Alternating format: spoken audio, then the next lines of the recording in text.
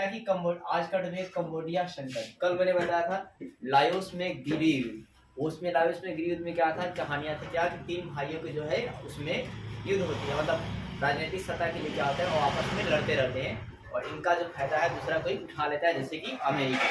ठीक है, और फिर लेकिन अंततः जो है मतलब दूसरा जो भाई होता है पाथेट लाओ जो है वो आपका विजयी हो जाता है और अमेरिका को भी हरा देता है।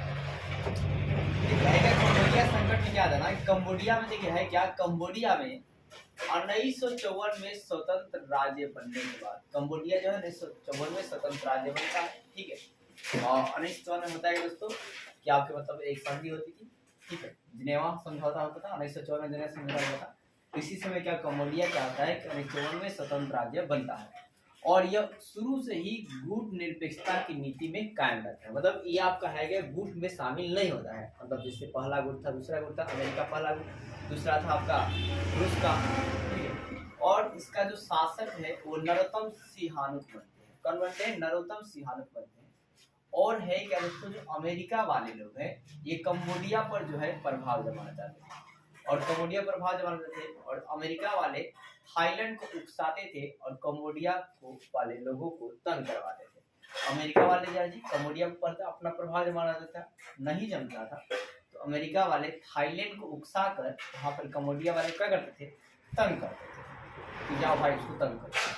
फिर इसी कारण से जो सिहानुक थे, जो शासक नरोत्तम सिहानुक थे, उन्होंने 1963 में अमेरिका से कोई मदद नहीं मांगा। और जब मदद नहीं मांगा तो अमेरिका को बेकार फील हुआ, मतलब आपत्तिजनक, अपमानजनक लगा, अपमानजनक, खराब लगा। ठीक है, और इसी बात को लेकर अमेरिका और वियतनाम ने दोनों ने क्या किया, कंबोडिया पर सीमावर्ती गांव पर अटैक मार दिया, हमला कर दिया। कब? मई 1965 में।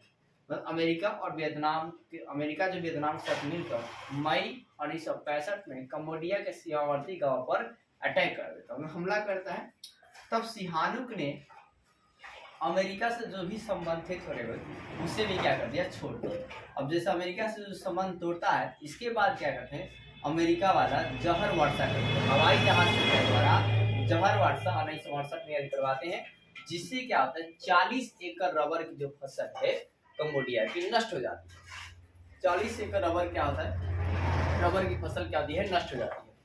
इसकी वजह से अब ऐसे में सिहानुक क्या करता है, अमेरिका वाले लोगों से इसका मुआवजा मांगता है कि मेरा जो फसल नष्ट हुआ है वो आप दीजिए। ठीक है, और जर्मनी के साथ संबंध जो है बनाता है और इसके अलावा सिहानुक का जो संबंध उत्तरी वियतनाम और वियतकांगो से था, इसलिए CIA के माध्यम से कंबोडिया जो है दक्षिण पंथी संगठित करना चाहता है और अमेरिका जो है फिर से षड्यंत्र रचता है और वियतनाम जो है, वियतनाम वाले लोगों को उग्र जो है प्रदर्शन करवाता है। फिर भी आप कहेंगे वियतनाम में जो उग्र प्रदर्शन करते हैं, इन्हें जो है जो सियानुक होते हैं वो आपका कठोर नीतियों का पालन करते हैं और इन्हें जो है मतलब तो 18 मार्च 1970 में क्या हुआ, कंबोडियाई राष्ट्रीय संसद में 18 मार्च 1970 में कंबोडियाई राष्ट्रीय संसद ने क्या किया, सर्वप्रथम प्रस्ताव के द्वारा सिहानुक को सत्ता से हटा दिया। सिहानुक क्या किया, सत्ता से हटा दिया और जनरल लोन को नेतृत्व में सरकार को बनाई और इस सरकार का जो है अमेरिका को भी समर्थन था। फिर है क्या, सिहानुक ने क्या किया कि पेकिंग निर्वासित सरकार का गठन किया और इसे जनरल लोन को अवैध घोषित कर दिया, मतलब उसकी अवैध शासन है। ठीक है, और राष्ट्रीय संसद को भंग कर दिया। फिर इसके बाद सिहानुक ने क्या किया, अप्रैल 1970 में नई सरकार का विरोध करके युद्ध छेड़ दिया और विजयी होते हुए वो राजधानी नामपेन की ओर बढ़ गया। नामपेन की क्या हुआ, बढ़ा। अब जब नाम के ऊपर बढ़ रहा था तो अमेरिका तुरंत इसमें क्या किया, हस्तक्षेप किया और जैसे अमेरिका इसमें हस्तक्षेप करता है तो भयंकर युद्ध हो जाती है, भयंकर क्या होती है, युद्ध होती है। और इसके बाद जो है मतलब युद्ध जब ज्यादा फिर ठड़बड़ होने का खतरा बन जाता है तो राष्ट्रपति जो निक्सन है वो अपने सेना को क्या करते हैं, वापस जो है बुला लेते हैं। इसके बाद क्या होता है, परंतु दक्षिणी वियतनाम जो है वो अपनी सेना को कंबोडिया में ही रहने का घोषणा जो है कर देता है और इसमें चीन भी आपका है क्या, हस्तक्षेप करता है और पुनः दक्षिण पूर्व एशिया में खतरा में है, पड़ जाता है। फिर से जो दक्षिण पूर्व एशिया है वो पूरी तरह से खतरा में जो है पड़ जाता है। और इसी के निवारण के लिए एक सम्मेलन बुलाया जाता है, जो कि सफल सम्मेलन होता है 18 मई 1970। क्या होता है जी? 18 मई 1970 में एक सम्मेलन बुलाया जाता है, और इस सम्मेलन का जो आपका नाम है दोस्तों वो है जकार्ता।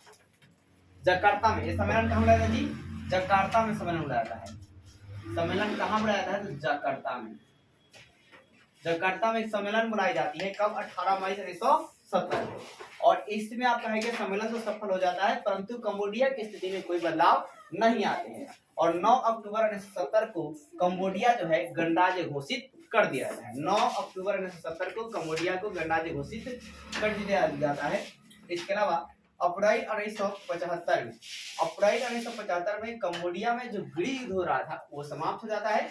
और 1978 में सिहानुक जो है राजनीतिक से वो संन्यास ले लेते हैं। जो सिहानुक थे, जो बहुत ज्यादा कंबोडिया के लिए लड़े थे, वो राजनीतिक से आपका संन्यास लेते हैं। और इसके बाद अब कंबोडिया का नाम जो है कंपुचिया रख कर दिया गया। कंबोडिया का नाम कहते हैं कंपुचिया कर दिया गया। और इसके बाद जो आपका है सिहानु के बाद जो शासन किसका आया? तो न्यू सफान एवं पोल्टोप का शासन है। और ये बहुत ही मतलब क्रूर शासक थे। इसको क्या हुआ? 1917 में हेंग तमारिन ने इसको क्या किया? हरा दिया और फिर जो है गद्दी पर बैठ जाता है।